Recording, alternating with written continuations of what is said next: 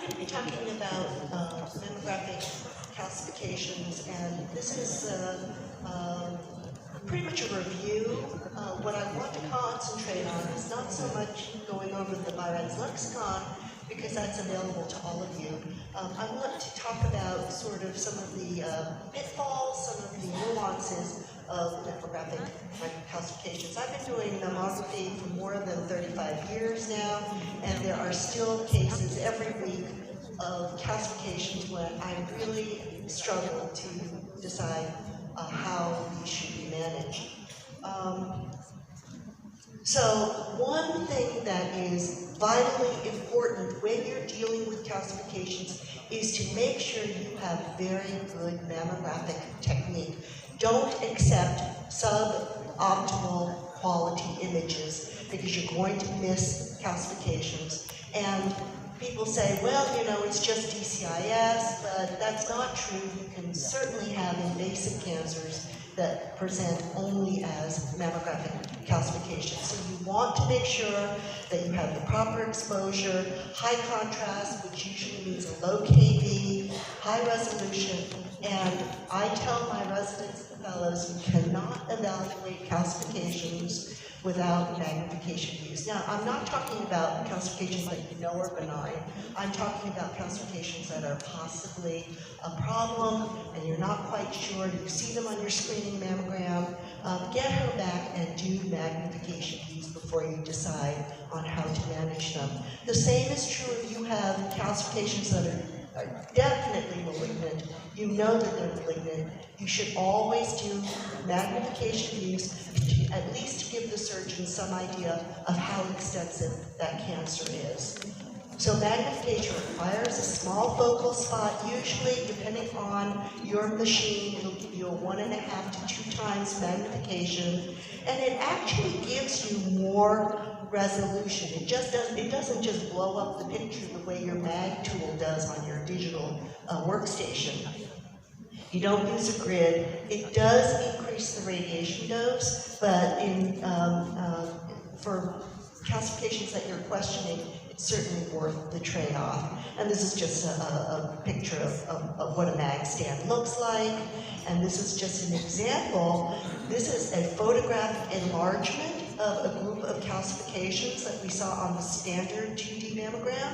And this is the same area using magnification techniques. You can see it doesn't just blow up the picture, it actually gives you better detail so that you can optimally analyze the calcifications. Now I'm not going to, I'll go over each one of these typically benign calcifications very quickly. This is in the BI-RADS Atlas, and it's important to know that the characteristics of these typically benign calcifications, because you really don't want to recommend biopsy for calcifications that are typically benign. These are all BI-RADS 2 calcifications. Now, dermal calcifications is number 1 on the list. They're very common. You see them more often in the medial part of the breast because they develop in the sebaceous glands that all of us have more commonly in the medial part of the breast. Typically, they're small and round, or they have a polygonal shape. They're lucent in the middle. And on at least one view, they're within, usually at least one view, they're within about 1 centimeter of the skin surface. And if you're in doubt, you can confirm their location with a tangential view, and I'll go over this later in the talk. And these are typical dermal calcifications. This is the medial part of the breast on the CC view, and they're lucent and round, and you don't pay any attention. I don't pay any attention to those at all. Vascular calcifications, again, extremely common, especially in older women. There have been papers that have tried to correlate the appearance of vascular calcifications to either diabetes or cardiovascular disease, but really the association is pretty weak to be clinically useful. Tomosynthesis, sometimes it sounds like it should be easy to know what a vascular calcification is, but sometimes it is questionable, and you certainly don't want to recommend biopsy for vascular calcifications because you're going to end up with a whopping hematoma. I think all of us who've done stereotactic biopsies have encountered this. I know I have. But tomosynthesis can be very useful if you're not sure if you've got if calcifications are within a vessel. Sometimes the tomo can help you out there. And these are typical vascular calcifications. This is a case where it wasn't so clear. This woman does have vascular calcifications here, but look at this group. And this was, we considered it to be suspicious. This was the days before stereo. We did a needle load. It still looks suspicious to me, but the pathology came back vascular calcifications. This, on the other hand, these calcifications were considered vascular and were dismissed. But the difference here is, rather than outlining a vessel, they are in the middle, right? They're solid, and they're not parallel lines. And these were just dismissed. 6 months later, she came back and had an interval palpable cancer. These were invasive cancer with which contained high-grade DCIS. And you can see when she came back 6 months later, they look more typically malignant.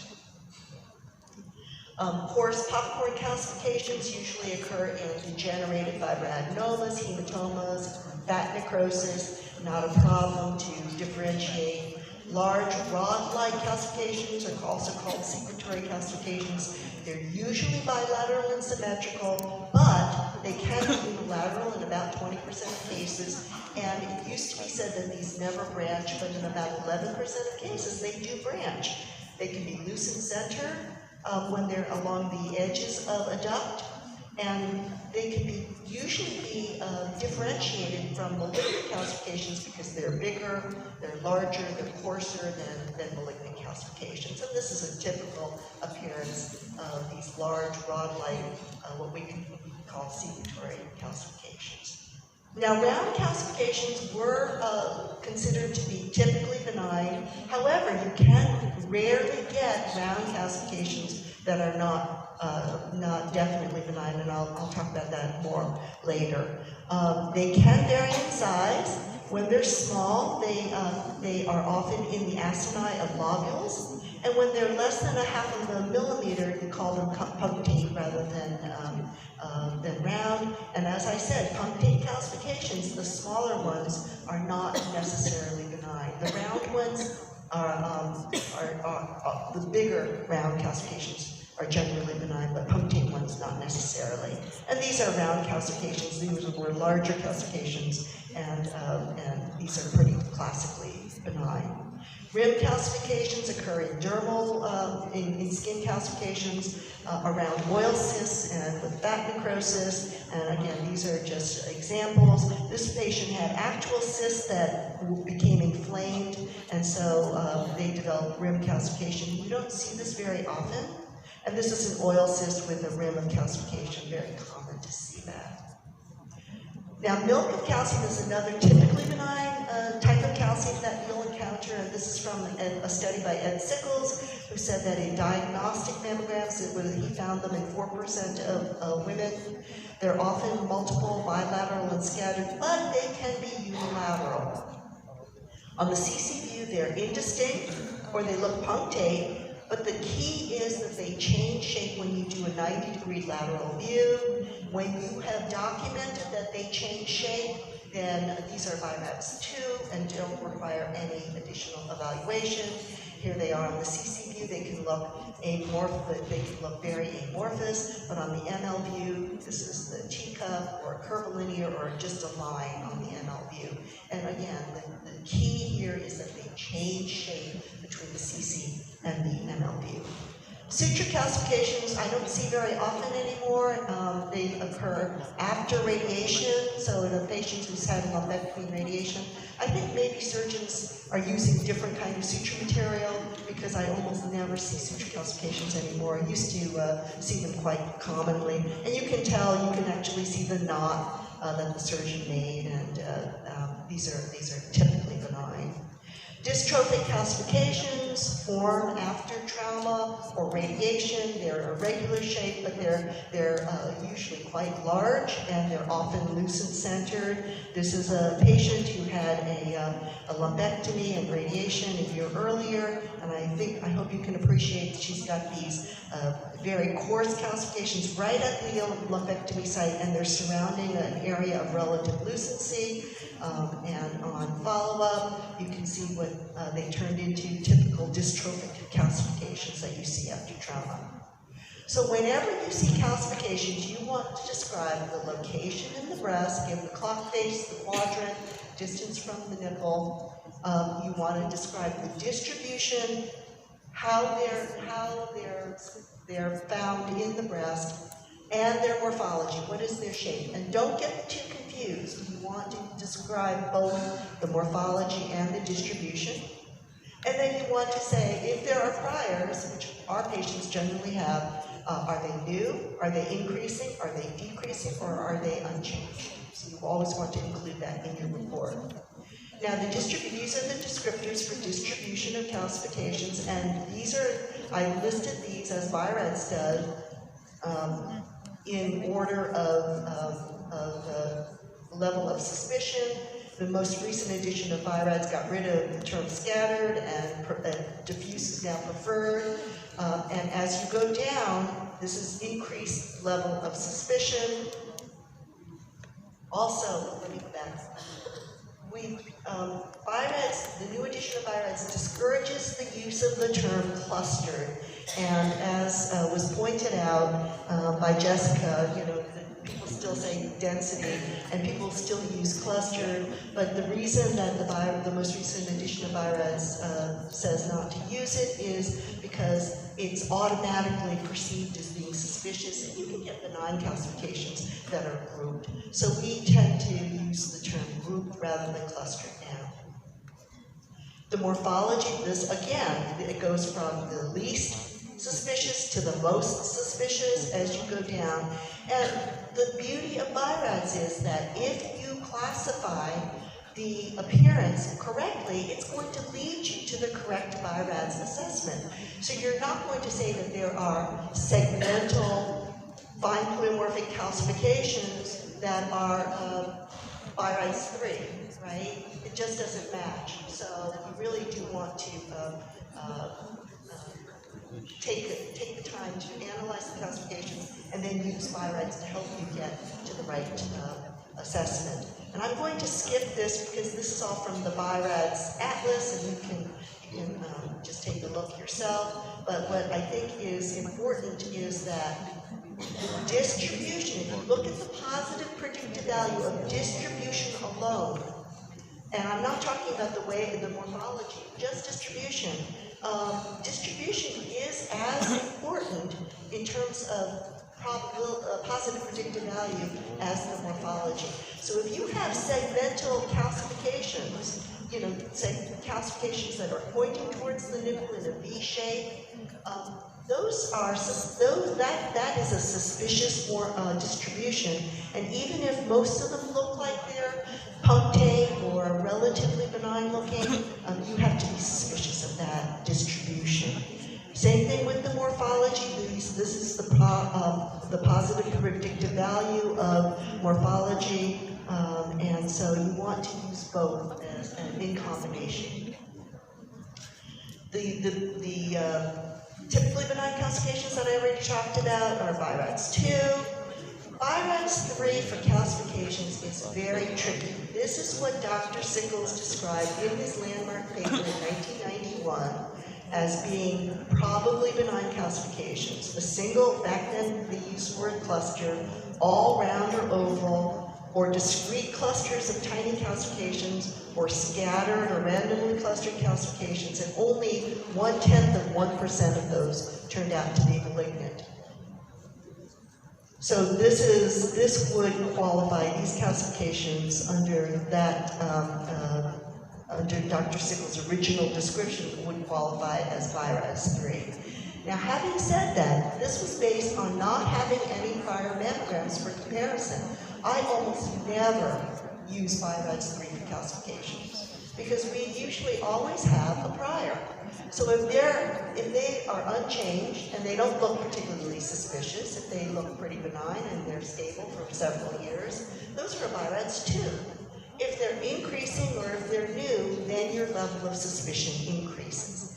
These are two papers, they're older papers that looked at BI-RADS, at calcifications that they classified as BI-RADS 3, a little bit different from Dr. Sickles'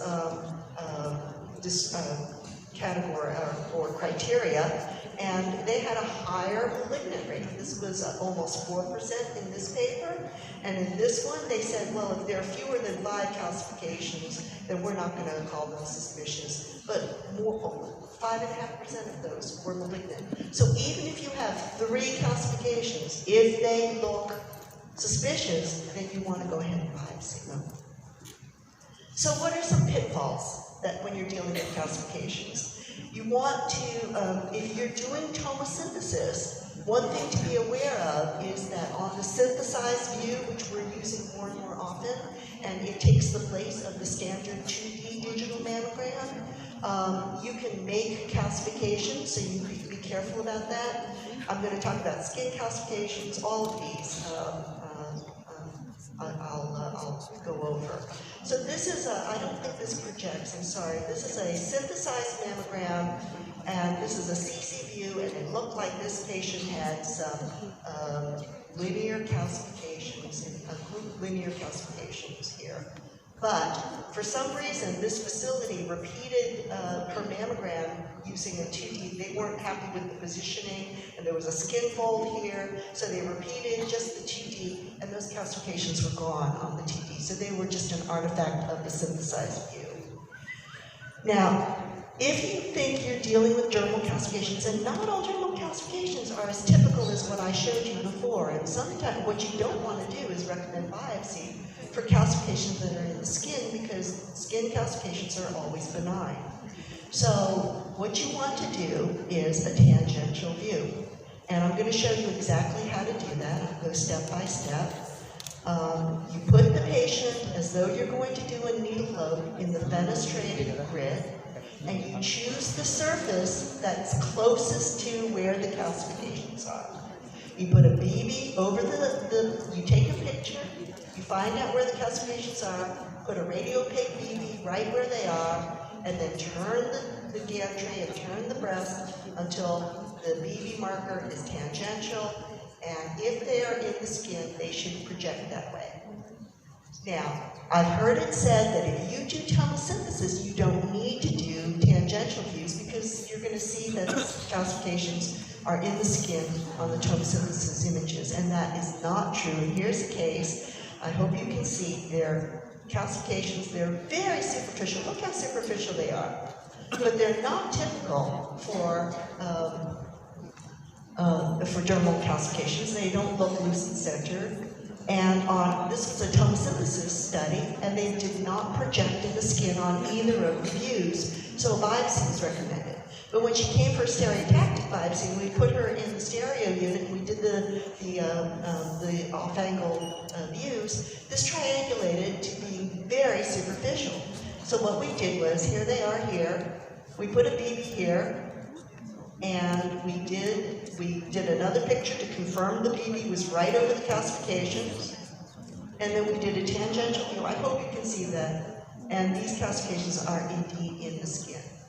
So you want to choose, again, here is a case that has calcifications. They don't show up here, they're like CCU in the middle of the breast, but they're pretty superficial on the ML view. And again, you put the patient in the grid, you put a BB over the calcifications are right here, and then you turn this tangentially, and here are the calcifications in the skin. They need nothing further, no further evaluation. You have to be careful though, because it's easy to do this incorrectly, and this is a case where the patient was referred for a stereotactic biopsy from an outside facility, and here are the calcifications. You can see them outlined, circled here, and here they are on magnification view. They're not typically dermal. The outside facility thought maybe they were dermal, so they did a tangential view, and look where the BB is. That's the skin. And look where the calcifications are. So they said, oh, these aren't in the skin. She needs a stereotactic biopsy. They sent her to us. But what they did wrong was, if you look, these calcifications are closer to the bottom of the breast. They did a CC view with the opening on the top of the breast. And that's where they put the BB. So what you have to do is make sure you put the BB on the surface that's closest to the calcifications, okay? The other thing to be careful about when you're doing tangential views and you think you might be dealing with dermal calcifications is close isn't good enough. And this is a case where the nipple's not in profile, but these calcifications are very superficial. Look how close they are to the skin. So we thought, oh, maybe she came for a needle lobe. We thought, well, maybe these are just dermal. We did the tangential view. Actually, we thought about it after I put the wire in. And here's the tangential view. These calcifications are not in the skin. Here's the specimen radiograph, and these were high-grade DCIS. Milk of calcium, another pitfall. You want to do an ML magnification view, 90 degrees. Don't do MLO. This is a case that was sent to us for stereotactic biopsy. Here's the MLO magnification view. Here's the CC magnification view. They look moderately suspicious, but when she came to us, we thought, you know, these look like they might be milk of calcium. And sure enough, when we did the 90 degree, you can see that they fall and they're in a cyst, and these did not need biopsy, they're milk of calcium. Yes, yes, thanks. This is a case of another pitfall. These are new calcifications, okay?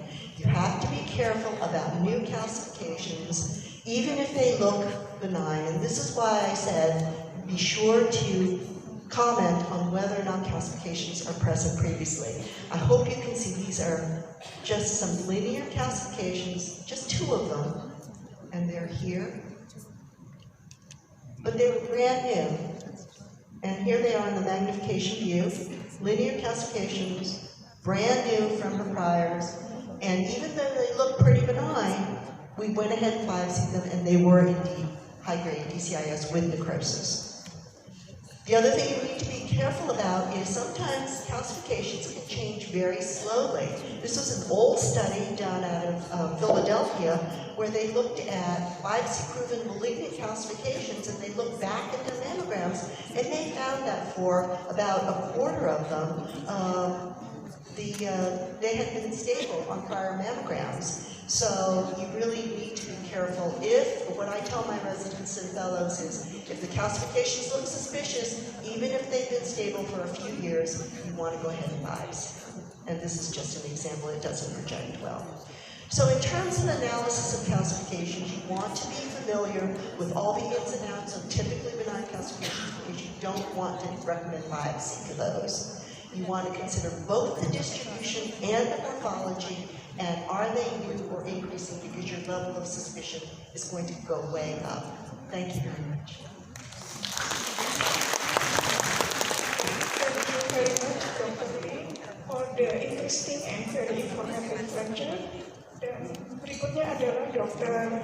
Lina mengenai virus and its